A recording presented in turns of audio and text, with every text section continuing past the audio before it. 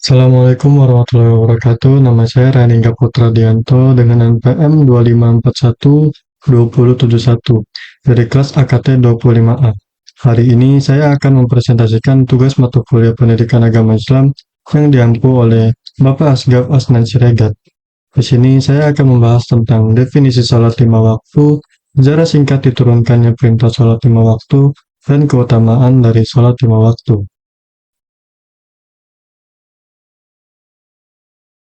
Salat lima waktu adalah salat yang hukumnya fardu ain atau wajib dan dikerjakan pada waktu-waktu tertentu sebanyak 5 kali sehari.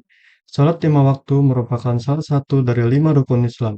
Salat ini hukumnya wajib dilaksanakan oleh setiap muslim yang telah balik, kecuali berhalangan karena sakit keras, gangguan kejiwaan, haid, dan sebagainya.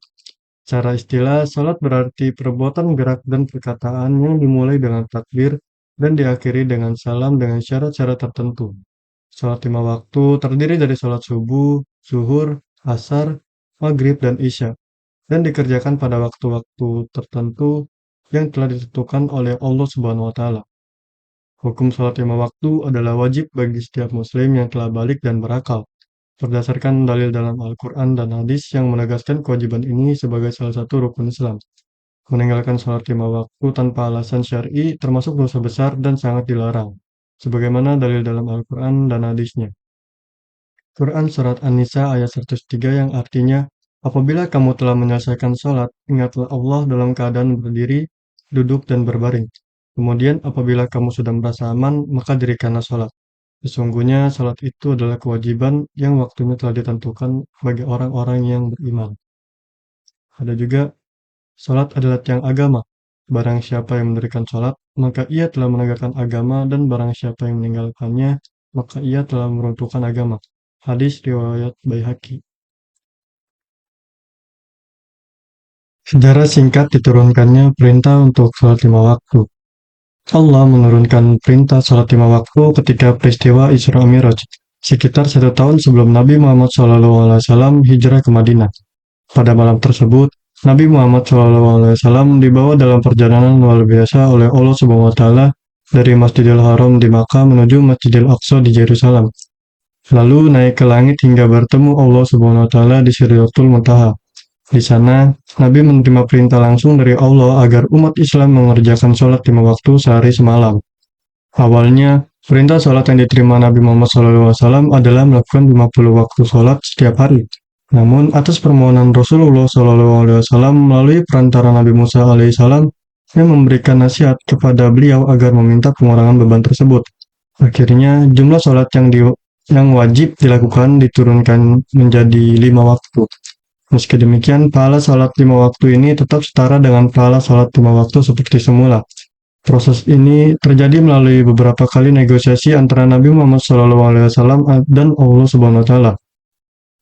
Sebagaimana dalil Al-Quran yang terkait dengan kewajiban salat antara lain Quran Surat Al-Isra ayat 78 dan Quran Surat Hud ayat 114 yang menegaskan pelaksanaan salat pada waktu yang telah ditentukan.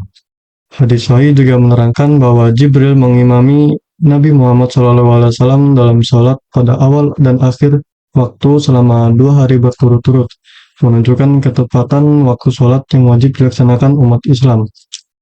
Quran Surat Al-Isra ayat 78 yang artinya, dirikanlah sholat dari sesudah matahari tergelincir sampai gelap malam, dan dirikanlah pula sholat subuh, sesungguhnya sholat subuh itu disaksikan oleh malaikat.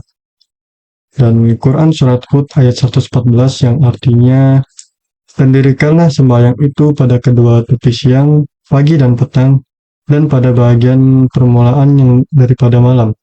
Sesungguhnya perbuatan-perbuatan yang baik itu menghapuskan dosa atau perbuatan-perbuatan yang buruk. Itulah peringatan bagi orang-orang yang ingat. Keutamaan sholat lima waktu. Yang pertama, amal paling dicintai oleh Allah. Salat lima waktu adalah amalan yang paling dicintai oleh Allah Subhanahu Wa Taala di antara ibadah-ibadah yang lainnya. Dari Abdullah bin Mas'ud disebutkan bahwa Rasulullah SAW menegaskan pentingnya salat sebagai tiang agama. Karena itulah menjaga salat berarti menjaga hubungan langsung dengan Allah yang menjadi tujuan utama beribadah. Yang kedua, menghapus dosa-dosa kecil. Setiap kali menjalankan sholat lima waktu, dosa-dosa kecil akan dihapus oleh Allah Subhanahu wa taala.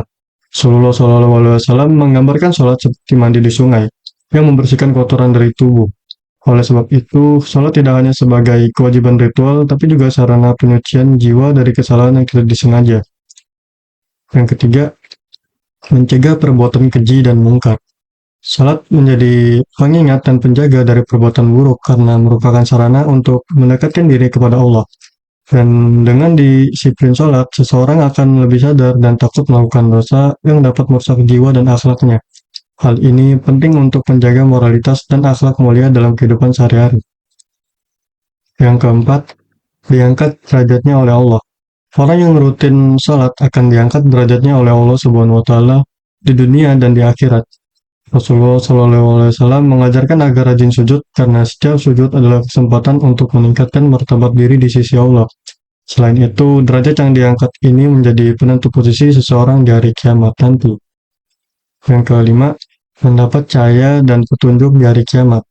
Salat memberi cahaya dan petunjuk bagi orang yang menunaikannya dengan istiqomah pada hari kiamat. Cahaya ini menjadi pertolongan dan keselamatan dari siksa dan kesesatan di akhirat. Ini menunjukkan betapa salat bukan hanya kewajiban duniawi, tapi juga penyelamat abadi di akhir zaman. Yang keenam, membuat hati tenang dan damai. Melalui zikir dan penghambaan dalam salat, hati seorang muslim menjadi tenang dan damai. Salat memberi ketenangan yang tidak dapat diperoleh dari aktivitas duniawi, karena berhubungan langsung dengan Sang Pencipta. Ketenangan ini sangat penting untuk mengatasi stres dan kecemasan dalam hidup. Yang ketujuh, mendapat pahala besar. Setiap rakaat sholat memberikan pahala besar yang terus mengalir selama amal yang tersebut diteruskan. Salat yang dilakukan dengan khusyuk dan tepat waktu semakin melipat gandakan pahala yang diberikan oleh Allah. Ini menjadi motivasi untuk menjalankan sholat bukan hanya sekedar ritual, tapi juga amalan mulia dengan ganjaran kekal. Yang kedelapan, menjadi penghapus dosa. Salat lima waktu memiliki kekuatan untuk menghapus dosa-dosa yang telah dilakukan selama sehari-hari. Ini sangat membantu seorang muslim untuk terus memperbarui dirinya dan kembali fitrah suci. Mengamalkan sholat dengan konsisten berarti menjaga kebersihan hati dan jiwa dari pengaruh dosa. Yang kesembilan, mendapat balasan surga. Allah Subhanahu wa taala menjanjikan surga bagi orang yang menjaga sholat lima waktu dengan taat dan tepat waktu. Janji ini menunjukkan betapa penting dan mulianya sholat dalam kehidupan akhirat. Surga merupakan ganjaran tertinggi bagi hamba yang menjaga komunikasinya dengan Allah Subhanahu wa taala melalui sholat. Yang ke-10, mendapat ke-9 macam kemuliaan. Menjaga sholat lima waktu tepat waktu akan mendapatkan 9 kemuliaan, antara lain dicintai oleh Allah, kesehatan jasmani, penjagaan malaikat, keberkahan rumah, dan wajah yang bersinar kebaikan. Ini membuktikan bahwa sholat tidak hanya berdampak pada ruhani, tapi juga membawa keberkahan dalam kehidupan duniawi. Cukup sekian presentasi dari saya, lebih kurangnya saya mohon maaf, pada Allah saya mohon ampun. Wassalamualaikum warahmatullahi wabarakatuh.